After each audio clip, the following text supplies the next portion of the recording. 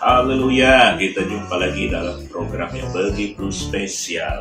Karena hari-hari ini adalah momen Natal, yaitu orang-orang memperingati kelahiran Kristus. Yesus datang di dunia ini untuk membawa keselamatan bagi banyak orang. Saudara-saudara, pada momen Natal seperti ini, waktu kecil saya senantiasa teringat bahwa momen ini ada sesuatu yang saya rasakan yang begitu dalam, sulit untuk diucapkan dan dilukiskan, tetapi ada satu keindahan, ada kemuliaan yang saya rasakan, saudara-saudara.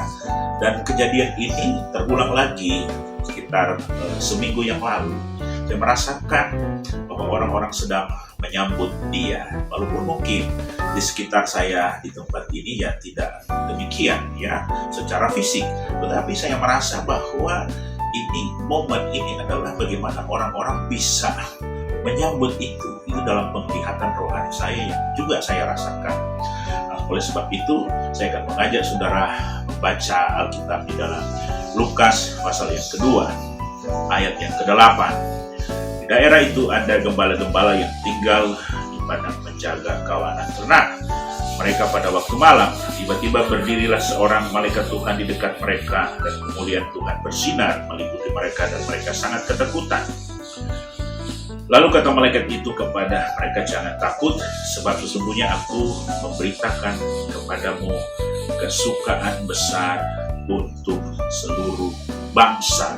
Nah, ini salah satu inti daripada Natal, yaitu kelahiran Kristus yang dampaknya membawa sukacita besar, membawa kesukaan besar bagi seluruh bangsa. Kenapa ini yang malaikat sampaikan? Kenapa ini yang Tuhan mau orang itu menikmati kesukaan itu?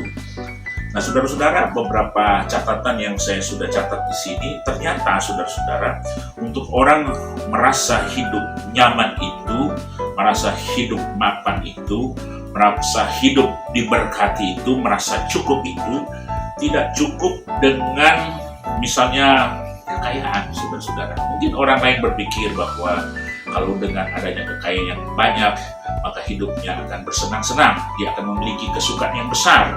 Nah, contohnya di sini ada yang saya catat di sini, ada yang bernama Adolf Merkel dari Jerman, ya, seorang yang kaya raya, tetapi dengan kekayaannya itu tidak membuat dia nyaman sehingga dia menabrakkan badannya pada kereta api.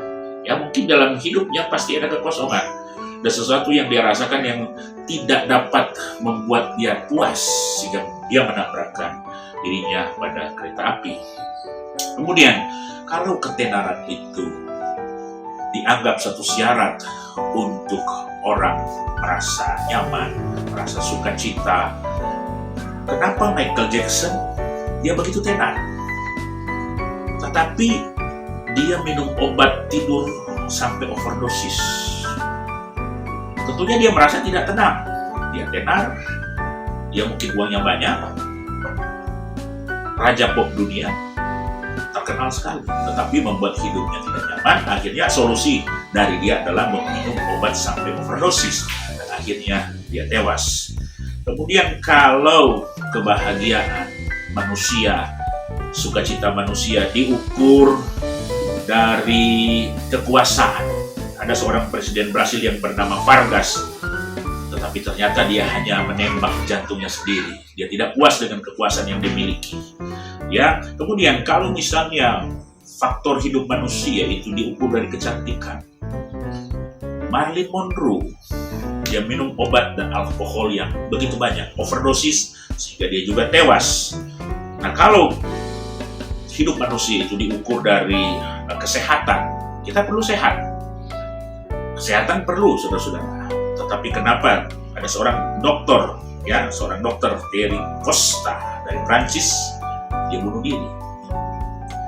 Nah, saudara-saudara, tentunya ada orang yang perlu kita beritahukan sebagai kita orang percaya, saudara-saudara, sebagai kita hamba-hamba Tuhan, mungkin anak-anak Tuhan, pelayan-pelayan Tuhan, bahwa dalam diri manusia ada kekosongan, yang harus diisi oleh Tuhan sendiri. Nah, oleh sebab itu di sini kita lihat malaikat Tuhan datang kepada gembala-gembala memberitahukan ada kesukaan besar. Nah, ini kesukaan besar ini dibutuhkan. Sukacita ini dibutuhkan oleh manusia untuk mengisi kekosongan hidupnya. Manusia sudah berdosa, kita perlu Tuhan untuk mengisi kekosongan hidup kita. Nah, oleh sebab itu, saudara-saudara yang kekasih, saya baca ayat misalnya di dalam Nehemia 8 ayat yang ke-10, ya, saya bacakan Nehemia 8 ayat yang ke-10, berkata demikian, ya. Ayat 11, lalu berkatalah ia kepada mereka, pergilah kamu, makanlah sedap-sedapan dan minumlah minuman manis dan kirimlah sebagian kepada mereka yang tidak sedia apa-apa, karena hari ini adalah kudus bagi Tuhan. Jangan kamu bersusah hati, sebab sukacita karena Tuhan itulah perlindungan. Dalam terjemahan lama dikatakan, kesukaan dari Tuhan adalah kekuatan kita. Nah, saudara-saudara yang kekasih dalam Yesus Kristus, mari kita mendapatkan ini. Momen Natal seperti ini kita perlu mendapatkan sukacita ini. Nah, sukacita itu dia akan ada dalam hati kita, dia memerintah di dalam hati kita, dia membuat kita itu merasa cukup, merasa lega, saudara-saudara. Kita tidak tenar, kita tidak kaya secara jasmani, saudara-saudara. Kita tidak punya kekuasaan, tapi biarlah sukacita daripada Tuhan itu menjadi kekuatan kita. Kita sanggup menghadapi keadaan apapun, kita sanggup menghadapi pandemi, kita sanggup menghadapi krisis, kita sanggup menghadapi pergolakan apapun yang bisa terjadi. Sukacita Tuhan, dia tidak akan pernah berkurang. Asal kita membuka hati kita membuka seluruh hidup kita. Tuhan, penuhilah saya dengan sukacita, supaya saya tetap bersukacita dan saya boleh kuat di dalam Tuhan. Mari kita berdoa.